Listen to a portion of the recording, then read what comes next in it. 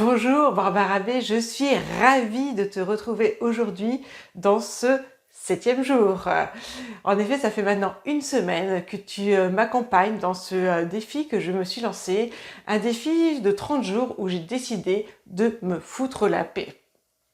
Alors en effet, c'est venu d'une volonté, d'une prise de décision, d'une prise de conscience surtout que j'avais tendance à m'auto-flageller, à me juger négativement, à me comparer aux autres, où j'avais tendance à vouloir faire toujours plus pour recueillir de l'amour des autres, de l'extérieur, de l'attention, de la reconnaissance de l'extérieur, de la paix aussi de l'extérieur, tout simplement parce que j'ai le sentiment que je ne suis pas assez.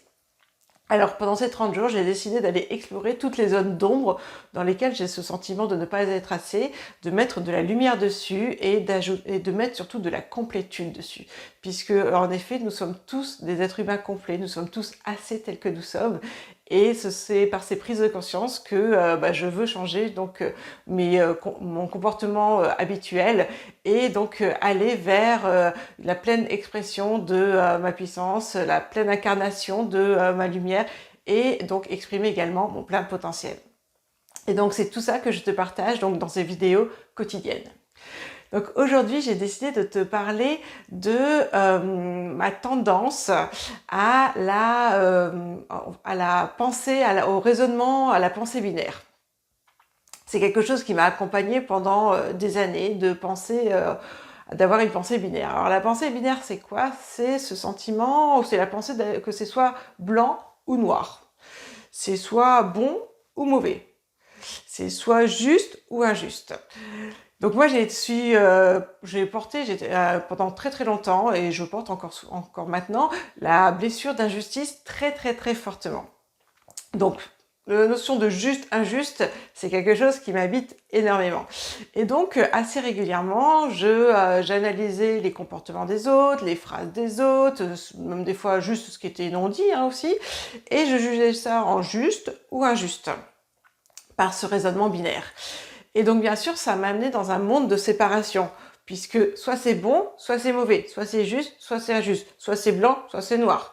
Mais ça peut pas être complémentaire, et donc ça m'a amené beaucoup de souffrance, puisque je jugeais les autres, et je les catégorisais dans des étiquettes, en disant ça c'est pas bon, ça c'est injuste, ça c'est pas normal. Et bien sûr, ça m'a amené beaucoup de souffrance, puisque quand on catégorise sans arrêt les comportements des autres comme étant des comportements injustes, ça nous énerve. Et donc moi je m'énervais très régulièrement, je poussais facilement des colères noires.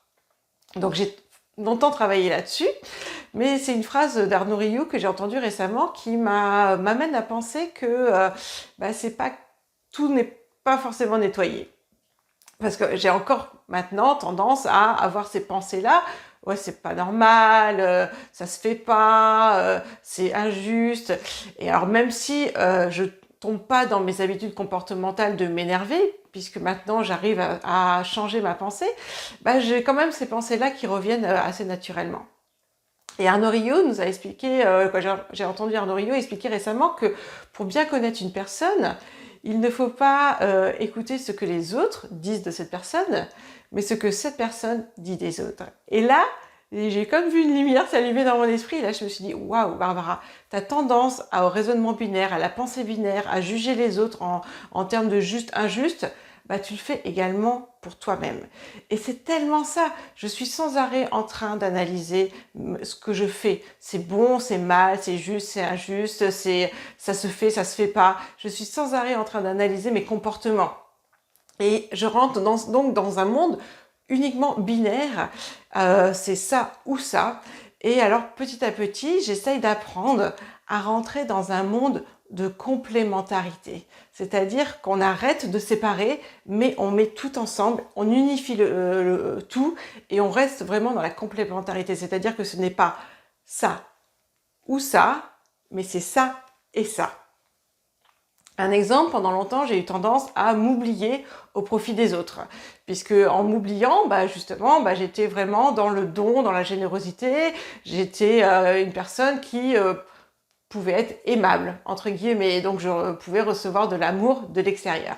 Mais en faisant ça aussi, moi, je m'oubliais complètement. Parce que ce n'était pas moi ou les autres. C'était donc que les autres, ce n'était pas moi. Et donc, du coup, j'ai compris il y a quelque temps de ça que ce n'était pas moi ou les autres, mais que c'est moi et les autres, puisque c'est également en prenant soin de moi que je peux prendre soin des autres. C'est vraiment pas séparé, au contraire, c'est complémentaire et c'est lié. Donc voilà, moi c'est ça que je voulais te partager aujourd'hui, c'était de faire attention et de faire attention à cette pensée binaire qui nous amène vraiment dans un monde de séparation où on est soit blanc, soit noir. Quand on regarde le dessin du yin et du yang, le noir prend sa source dans le blanc et le blanc prend sa source dans le noir. Ça veut bien dire que c'est pas séparé, mais c'est complémentaire. La vie, elle est duelle, mais elle est complémentaire. C'est que il y a le jour et la nuit. On ne peut pas avoir que la nuit et que le jour, ou alors dans les pays nordiques, mais c'est juste une période de l'année et une autre période de l'année, c'est complémentaire. Tout comme on ne peut pas avoir que la santé et la maladie, c'est ou la maladie, c'est complémentaire. Les hommes passent tous par des phases de santé et des phases de maladie. Donc voilà, dans la vie, il y a cette dualité, mais tout est complémentaire. Et donc, il est important, je pense, d'amener cette complémentarité dans nos comportements, dans nos jugements, parce que justement, ça va nous arrêter de juger sans arrêt. Et moi, ça m'arrête en tout cas de juger le comportement des autres. Et donc, petit à petit, je me l'applique à moi-même pour arrêter de juger mes comportements et de comprendre que oui, je suis ça, mais je suis également ça. Je peux être par moments égoïste, mais je peux être par moments altruiste. Je peux faire des erreurs parfois, mais je peux aussi avoir des victoires. Et donc, et je peux aussi avoir des victoires. C'est même pas mais d'ailleurs, c'est complémentaire. Et voilà, comme quoi j'ai encore du raisonnement à faire. Hein. Mais donc voilà, c'est vraiment ça que je voulais te partager, c'est que sortir de ce ou qui sépare et vraiment embrasser le et qui va permettre d'unifier, qui va permettre de faire que le monde vive qu'on puisse vivre tous ensemble, en acceptant les comportements des uns et des autres, en s'acceptant soi complètement, parce qu'on est tout et son contraire. Donc voilà, j'ai hâte de te lire dans les commentaires. Dis-moi ce que ça éveille en toi. Est-ce que toi aussi tu peux avoir cette tendance à la pensée binaire, à catégoriser, à dire c'est soit blanc, soit noir, soit juste, soit injuste. Des phrases comme ça ne se fait pas. C'est un exemple vraiment un exemple qu'on peut avoir de pensée binaire. À partir du moment où on dit que ça ne se fait pas, ça veut dire qu'on pense qu'il n'y a qu'une seule façon de faire et que cette façon-là est la bonne. Donc c'est vraiment, moi j'entends beaucoup mes enfants le dire, forcément je l'ai tellement dit moi aussi que par mimétisme ils le disent aussi. Et donc voilà, moi maintenant je fais la chasse un petit peu à cette pensée binaire pour comprendre que oui, je peux d'ailleurs être dans la pensée binaire, et également être dans toutes sortes de pensées, qui sera la pensée complémentaire, qui sera la pensée unifiée, qui amènera vraiment cette réunification de tous les comportements et des uns et des autres. Donc voilà, dis-moi dans les commentaires ce que ça éveille en toi, je serais ravie de te lire. C'était Barbara B, je te dis à demain pour la suite de ce défi de 30 jours où j'ai décidé de me foutre la paix. À demain!